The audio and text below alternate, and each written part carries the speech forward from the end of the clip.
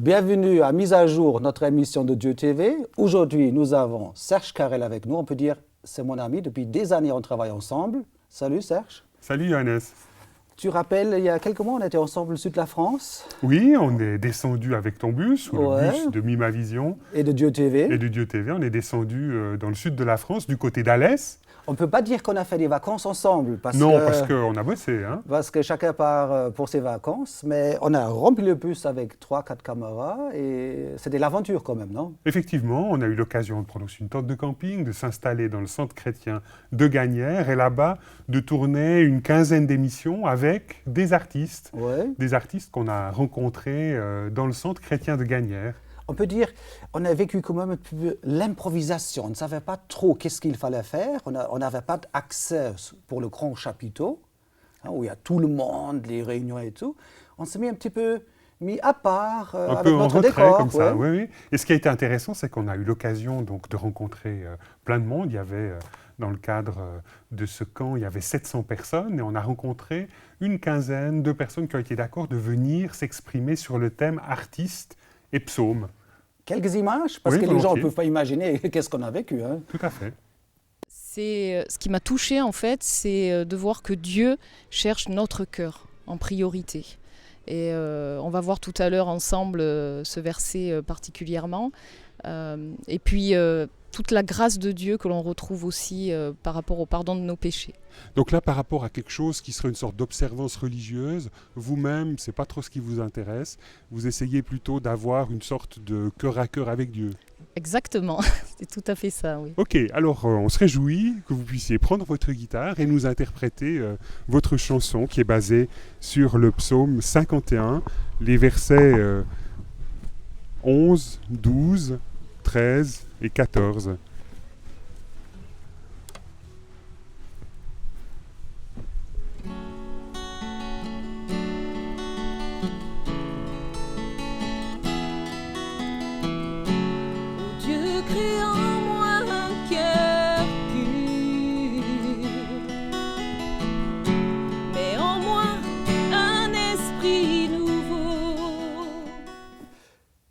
Donc on était sous les arbres, devant cette belle maison, cette demeure quelque part, un 4H. Pas mal. Hein? Oui, tu étais pas mal impressionné par la maison. Hein. Je pense que tu en aurais volontiers fait une maison de vacances. Qu'est-ce que tu penses de Pat Solo, de cette dame? Alors écoute, c'était très sympa. Puis le fait qu'elle ait accepté de jouer de la guitare aussi dans le cadre de l'émission, c'était un moment fort. Je trouvais fort. Moi, de notre part, quelque part, on a trouvé une fil rouge pour ces 15 émissions. Quelque part, des psaumes, traités ensemble des psaumes pour 15 émissions avec des personnes si différentes. Ça fonctionnait, non? Oui, ça a remarquablement fonctionné. On a eu Marcel Bongou, du groupe Palata, le chanteur de gospel qui a parlé du psaume 23. On a eu aussi Pat Burning qui est venu, on connaît Pat Burning, le chanteur. Il y a eu l'orateur Nicolas Ternisien qui est venu aussi s'exprimer. On a eu une belle brochette d'artistes qui sont venus dire un peu comment est-ce que un psaume résonnait dans leur propre vie, c'était chaque fois rattaché à quelque chose de fort existentiellement. Donc je crois que ça donne une belle série. Et nous, en tant que Dieu TV, on va les écouler, comme on dit, donc on va les diffuser, les prochaines... Dans le cadre de Vitamine B, une émission biblique qui permet là d'avoir quelqu'un qui réagit à un psaume et qui explique en quoi ce psaume joue un rôle important dans sa vie. Tu es journaliste professionnel, tu as le papier quelque part oui, écoute, la permission de faire ce métier. Le journalisme n'est pas nécessairement un métier où il faut être estampillé, mais effectivement, j'ai ma carte de presse et puis j'ai la possibilité de travailler non seulement pour Dieu TV, mais aussi dans d'autres cadres. Serge, j'ai ici sur mon portable le site de l'AFRI, donc le site internet que tu es un petit peu responsable. Oui, je m'occupe un petit peu, mais on dirait tu es responsable. C'est le site l'afri.ch. Oui. C'est le site de la Fédération romande d'églises évangéliques. Et puis on essaye un peu de suivre au travers de ce site l'actualité des évangéliques en francophonie. Là, nous avons une annonce qui s'appelle « Église en mission ». Voilà, regarde. Et on trouve plusieurs clips qu'ils ont proposés, qu'ils ont produits par Dieu TV. Ça veut dire vos églises Dieu TV, il y a une collaboration Oui, on a qui se travaillé prépare, ensemble, ouais. effectivement. On a travaillé ensemble, on a bénéficié des services d'un caméraman de Dieu TV qui est venu filmer cette manifestation qui, chaque année, rassemble des églises pour parler de la question de la mission et de réfléchir un peu à la manière de vivre l'envoi que le Christ a adressé à son Église aux quatre coins du monde. On regarde les reportages de Marcel Telliano qu'il a préparé ensemble, hein, vous étiez les deux. Hein, Alors c'est lui qui s'est occupé pour de ce ce reportage-là. reportage-là. Ok, quelques images.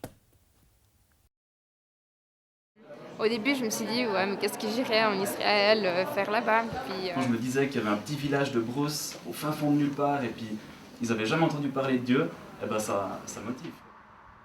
Les 12 et 13 septembre, l'église évangélique des Écluses à Bienne a accueilli l'édition 2009 des conférences Église en mission organisées par la Fédération romande d'églises évangéliques.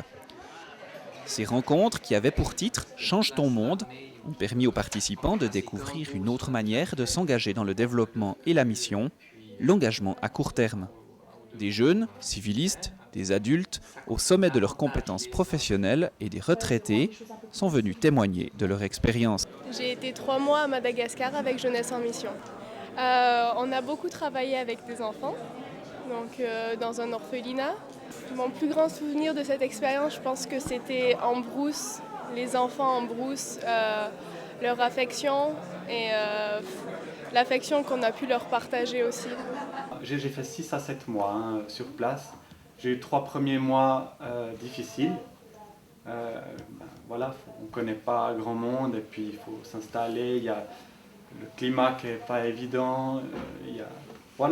Forcément, il y a des choses qu'il faut surmonter. Donc, je suis allée en tant que jeune fille au père en Jordanie. Et donc, j'ai gardé les enfants pendant que la famille chez qui j'étais s'occupait d'une école de PCYM. Donc, c'est une école de FTJ, donc c'est une formation pour le travail avec la jeunesse.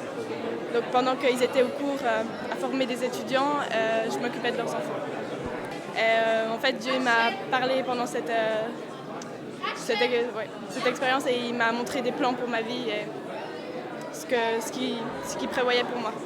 Je voulais plus revenir dans la vie que j'avais avant en fait.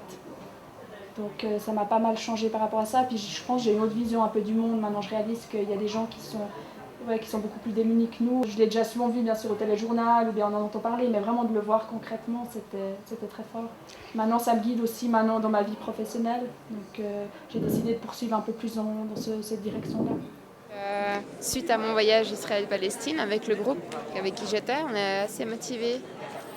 Et on s'est dit pourquoi pas de faire un camp Moussalara, donc réconciliation. Et aussi dans le but de sensibiliser tous les jeunes ici en Suisse, les églises, de ce qui se passe en Israël-Palestine et puis qu'en fin de compte ça nous concerne aussi. Les responsables d'ONG ont aussi eu l'occasion de présenter les possibilités pour goûter à l'engagement court terme et les conditions pour partir. C'est une exigence du service civil qu'il y ait un transfert de savoir-faire, on n'a rien contre, mais nous insistons de notre côté que ça doit être fait dans une attitude d'apprenti. On est prêt à apprendre de la culture locale, des connaissances locales, et en apprenant des autres, on est capable aussi à leur transmettre certaines idées. À l'heure où la mission est en perte de vitesse, à quoi peuvent réellement servir les engagements court terme ? Je pense que le court terme peut être ces opérations coup de poing où tout d'un coup quelqu'un se dit mais tiens, on m'a abordé dans la rue, on m'a abordé ici et là et je dois y réfléchir. Et après il y a ce contact avec l'église locale qui permet de réellement non pas faire juste des convertis mais de faire réellement des disciples. Et le court terme est un des engagements que les jeunes ont aujourd'hui.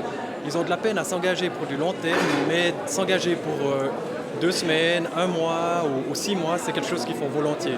C'est peut-être pas le meilleur moyen, mais c'est aussi une possibilité pour des jeunes de partir, de goûter à la mission. Et puis pourquoi pas par la suite de s'engager pour du long terme. On a eu cet après-midi un atelier où une des jeunes est partie pour 2 ou 3 mois. Et en revenant, elle disait justement qu'elle avait reçu un appel pour du long terme. Donc elle se pose la question maintenant pour un engagement plus long. Là, ce reportage, on vient d'apprendre le court terme. Qu'est-ce que ça veut dire d'aller en mission ou dans un pays à court terme ? C'est tout simple. C'est une semaine ou... Oui, ça peut être une semaine, c'est peut-être un petit peu court pour aller en Afrique, mais mettons 2-3 semaines pour un groupe de jeunes, par exemple, qui va découvrir la réalité d'un engagement missionnaire ou d'un envoyé ou d'un engagement humanitaire quelque part. 2-3 mois aussi? Bien sûr, alors ça peut aller jusqu'à 2-3 ans. On avait le court terme, c'est 2-3 ans Voilà, aussi. ça peut être 2-3 ans. Quelqu'un qui s'engage, par exemple, au Laos, donc en Asie, pour essayer de piloter une ONG, une organisation non gouvernementale à but humanitaire. On a eu un peu tout ça dans le cadre de ces rencontres. Un exemple, ça sert à quoi? Je veux dire... Alors l'idée là, c'est vraiment de valoriser les différents engagements, parce que dans le passé, on valorisait plutôt les engagements à long terme. On 10 partait, ans, 20 ans, 10, une 15 carrière, carrément on faisait une carrière missionnaire. Aujourd'hui, on est beaucoup plus mobile, beaucoup plus souple. Les gens sont plus réticents à partir plus longuement. Donc on essaye là de se focaliser sur des plus courts termes. On essaye aussi d'être efficace au maximum pendant une période donnée. Et quelque part, c'est aussi un moyen... Un exemple tout concret, c'est cette jeune femme qu'on a vue tout à l'heure et qui parle d'être allée garder les enfants d'envoyés en Jordanie. Elle est partie 2 mois, mais il y a aussi des jeunes qui sont partis avec leur groupe de jeunes 2 semaines en Afrique, au Togo, et qui, au travers du contact avec des envoyés là-bas, avec aussi des églises africaines, ont découvert le monde, Alors, pris conscience de différentes choses. Change ton monde. Qu'est-ce que tu veux dire alors? Ton monde, ça veut dire le monde, ton propre environnement, ton horizon, élargir ton horizon. Oui, c'est ça. Et quelque part, ça rejoint cet appel du Christ au début de son ministère qui invitait à la conversion. La conversion, c'est changer son monde intérieur, c'est s'ouvrir à la présence de Dieu et en l'occurrence s'ouvrir aussi à la présence d'autrui, de l'autre, africain, asiatique ou habitant du Moyen-Orient. Ça marche? C'était un petit succès, ton week-end, là? Ça s'est bien passé, on est très content de la fréquentation. Il y a pas mal de jeunes qui se sont intéressés pour essayer de voir un petit peu quelles étaient aussi les opportunités qui leur étaient proposées. Et le soir, vous avez démarré en concert, il me semble. On a poursuivi le changement du monde et vous avez en invitant des gens d'Afrique du Nord. D'Afrique du Nord. Quelles images? Alors oui, volontiers, avec Jams. Jams? Oui, Jamel Damadi. Okay. Quelques images.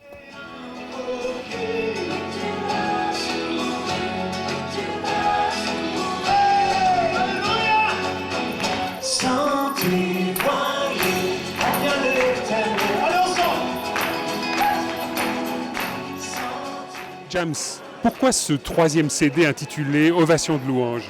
Parce que j'avais vraiment envie de donner une ovation de louange au Seigneur et ça fait depuis quelques temps que ça me trotte de faire un album de louange. J'ai fait jusqu'à maintenant 2 gros albums, donc Riposte.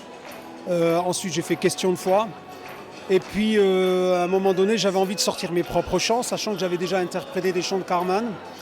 Et par exemple, Si je suis à l'Orient, où irai-je loin de toi, c'est un chant que j'ai composé il y a 25 ans, quoi. Puis je les ai sortis d'un vieux tiroir et puis je me suis dit tiens, je vais reprendre ma guitare, puis je vais voir ce que ça donne.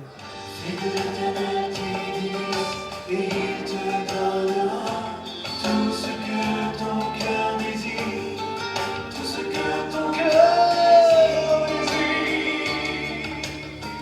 Espère en l'Éternel et garde ses voies, mets en lui ta confiance et il agira. Souviens-toi d'Abraham, David et tous les autres. Jams, comment marche actuellement votre CD Ovation de louange? J'ai pas fait de grande pub dessus. Hein. Je suis pas très organisé à ce niveau-là. Je l'ai mis sur Internet, je l'ai mis sur le site Internet. Il y a eu des commentaires. Et puis c'est en allant dans des concerts ou en visitant des églises que je propose cet album. Qu'est-ce que vous aimeriez dire au travers de ce chant qui dit « Où irai-je loin de toi » ? Que Dieu est souverain et partout, quoi qu'il arrive, quoi qu'il se dise dans ce monde, on ne peut pas se cacher devant Dieu. Vous êtes un peu provoque parce qu'en fait, vous parlez dans ce chant de l'Arabie Saoudite. C'est un peu audacieux de dire que le Dieu de Jésus-Christ a aussi sa place en Arabie Saoudite, ou bien? Je dis qu'en Arabie Saoudite, Dieu existe même là-bas. Et je pense qu'il y a même des gens qui croient en Jésus-Christ et qui habitent l'Arabie Saoudite. Où irai-je loin de toi ?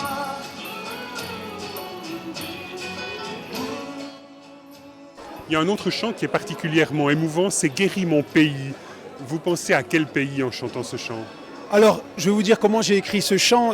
C'est lors d'un reportage que j'ai vu sur l'Algérie, le terrorisme en Algérie. Et j'ai été frappé de voir que cette nation était meurtrie, qu'elle était vraiment frappée. Et on massacrait des gens, des villageois, des femmes, des enfants. Et je voyais les nations impuissantes devant ça. Et je dis, mais qu'est-ce que je peux faire si ce n'est que de crier à Dieu? Et en criant, c'est comme un chant qui est sorti de mes tripes. Et j'ai demandé à Dieu de guérir ce pays, de guérir cette nation, d'essuyer les larmes, de changer le deuil en résurrection. Et c'est comme ça que j'ai écrit ce chant, quoi. Mais quand je pense à ce pays, je pense à l'Algérie, comme je peux penser aussi à la France, parce que je suis né en France, je pense que chacun qui chanterait ce chant peut l'interpréter pour sa propre nation.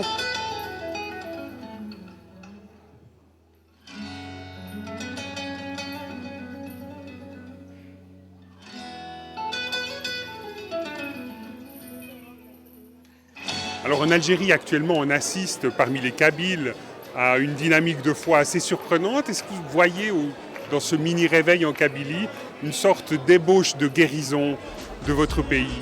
Moi, je pense qu'il y a une restauration que Dieu est en train de faire en Algérie. Et il commence déjà par la Kabylie parce que je pense que les Kabyles sont déjà très ouverts à l'évangile. Et je pense que Dieu est en train d'envoyer déjà son réveil. Et moi, je pense que Dieu est en train de restaurer ce pays. Et il va continuer à le faire.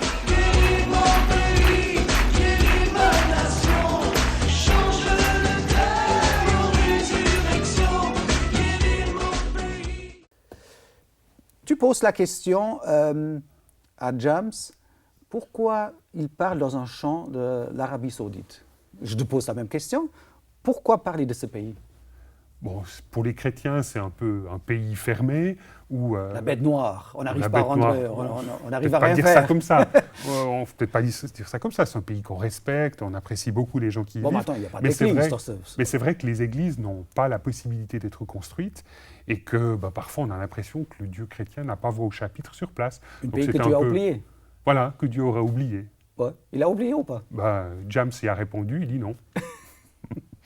Donc. Ensuite, Serge, dans cette soirée, parce que j'ai bien suivi les images, parce que je suis quand même assez curieux, donc les images de Marcel, notre stagiaire, donc nous avons un stagiaire de Conakry. Il est venu de Conakry, la Guinée. De Guinée, oui. Il est déjà 2-3 mois ici avec Dieu TV et il fait du bon travail. Et je visionnais ces images et j'ai découvert le spectacle, quelques extraits du spectacle de Saïd. C'est qui Saïd? Saïd Oujibou. Oui. Saïd Oujibou, c'est quelqu'un qui vient de France. Ton ami? Oui, écoute, on organise le téléphone arabe. Mais alors, bien sûr, ça fonctionne. Et puis, il est en train de rôder un nouveau spectacle. Et puis, il a accepté de venir le donner en Suisse, donc à Bienne. Et puis, voilà, on a eu la joie de... Il a donné la permission pour les extraits? Oui, alors on a discuté. On peut parler scoop sur Je crois Dieu que TV? c'est la première fois, en tout cas, qu'on voit quelques images de ce nouveau spectacle qui s'appelle « Le Fils prodigue en VO ». VO, version originale? Non, version orientale. Pas mal, hein? Oui, effectivement. Et c'est le regard de quelqu'un du Maghreb par rapport au texte biblique qui raconte la parabole du Fils prodigue. Alors, quelques images de Saïd, et les images sont recueillies par notre stagiaire, Marcel.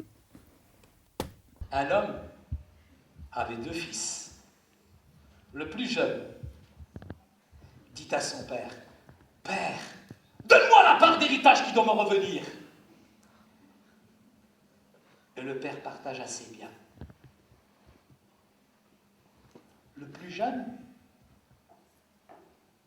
ayant tout ramassé, il partit dans un pays lointain, peut-être à Bienne.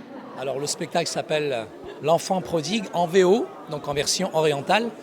Donc c'est une histoire qui m'est particulièrement à cœur parce qu'elle m'a touché, et entre autres avec ce mot, mon enfant, je suis toujours avec toi.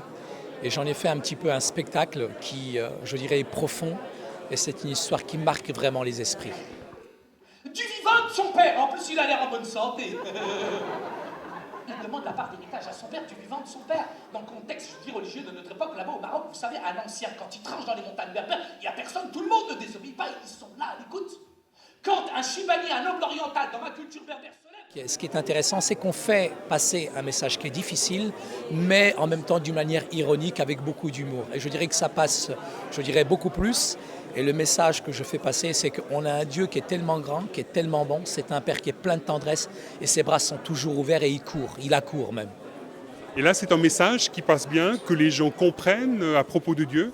Et c'est vrai que c'est testé depuis quelques temps dans différents endroits et je pense que le public est assez réceptif, qu'il soit, je dirais, d'un arrière-plan chrétien ou pas. C'est vraiment bien reçu de la part du public. C'est vraiment intéressant de voir les réactions à la fin de chaque spectacle. Les gens sont véritablement interpellés. Ça les touche profondément à l'intérieur. Non. C'est une culture sémite orientale. Et dans notre culture sémite orientale, c'est pas la petite bise parisienne. Non. Il l'embrassera, c'est-à-dire longuement. Ma mère, par exemple, je vais vous montrer, quand ma mère, il y a longtemps, elle m'a pas vu. Est-ce qu'il faut, pour bien comprendre la Bible, systématiquement s'immerger dans la culture orientale ? Écoutez, pour moi c'est essentiel, c'est important, puisque quand on voit le père qui court véritablement vers son fils, c'est vrai que dans la culture occidentale en tout cas ça passe inaperçu, mais replacer ça dans son contexte culturel, c'est quelque chose de bouleversant, c'est choquant. Comment un père aujourd'hui peut courir en direction de son fils ? C'est quelque chose qui m'a bouleversé. Et quand on fait un déplacement culturel, on voit que finalement le père est plein de tendresse, plein d'amour. Il ignore ce que les gens vont penser ou dire de lui. En tout cas, il court et il fait tomber tous les préjugés, les stéréotypes. Et véritablement, il accourt vers son fils. Je pense que c'est important de replacer, je dirais toujours, le contexte biblique dans un contexte culturel, parce que ça parle beaucoup plus, en tout cas, à notre culture occidentale. Je dirais que parfois on passe à côté, c'est mal interprété, c'est quelque part dénaturé et on perd finalement la richesse finalement de cet enseignement. Qu'est-ce que ça vous fait vous-même de réaliser que Dieu est un Père dont l'amour est incroyable, dont la générosité surprend ? C'est vrai que c'est une générosité sans borne, il n'y a pas de limite. Et en tant qu'ex-musulman, je ne le voyais pas du tout de cette manière. Et pour moi, c'était inconcevable, je dirais, cette paternité du Père, le fait que Dieu soit un Père. Je dirais que ça m'a réconcilié avec moi, avec mon propre Père, donc physique. Et de découvrir Dieu comme un Père, c'est la plus belle des tendresses. Mais j'ai vu Jésus courir véritablement sur cette terre et prendre tes péchés, ton orgueil, ta méchanceté, ta dureté de cœur. Jésus n'a pas eu honte de toi. Il a osé courir jusqu'à toi. Il s'est livré jusqu'à toi. J'ai vu ce Père de gloire arracher son cœur et envoyer sur cette terre. Seydou Djibou, on vous a connu avec Liberté, Égalité, Couscous. Est-ce que maintenant c'est une page qui se tourne et vous allez jouer le fils prodigue en VO, en version orientale ? Non, parce que pour moi en tout cas ça reste simplement un outil d'évangélisation et c'est à la demande, je dirais, des communautés chrétiennes ou alors je dirais même aujourd'hui il y a certains organismes, associations qui font appel à moi en France, mais je le joue véritablement comme un outil en tout cas d'évangélisation. Quand je parle d'outil d'évangélisation, c'est pour partager, je dirais, certains mots sociaux, certaines discriminations discrètes, certains faits qui sont difficiles à dire, mais à travers l'humour, à travers, je dirais, toutes ces petites pointes, je dirais, ironiques, je dirais, il y a un message qui passe. Et je pense que je continuerai à jouer Liberté, Égalité, Couscous, et aussi L'Enfant prodigue, et travailler sur un troisième spectacle, je dirais, qui sont des sujets, en tout cas, d'actualité aujourd'hui. Ce spectacle, on va découvrir prochainement partout en France. Donc alors Saïd, oui, ce sera possible. il va partout la Tour de France. Effectivement, Saïd va commencer à le proposer de manière un petit peu plus officielle, avec aussi un emballage plus soigné, à partir du début de 2010. Ouais. Il va tourner en France, il viendra aussi, j'imagine, en Belgique, voire aussi en Suisse. Serge, ton site, il est pas mal. Il y a des belles couleurs. Vous faites la publicité pour votre journal Vivre. C'est quoi le journal Vivre ? Alors le journal Vivre, c'est le journal de notre fédération d'église. Et puis effectivement, il a été relooké. Noir et blanc, avec gratuitement plein de poussière pour les mémés. On a un graphiste pour réaliser les choses. Et c'est vrai que ça donne une autre tonalité. Ouais. Et sur le site, vous mettez de temps en temps les vidéos. Oui, alors références de Dieu TV. C'est un partenariat avec Dieu TV où on essaye de travailler ensemble.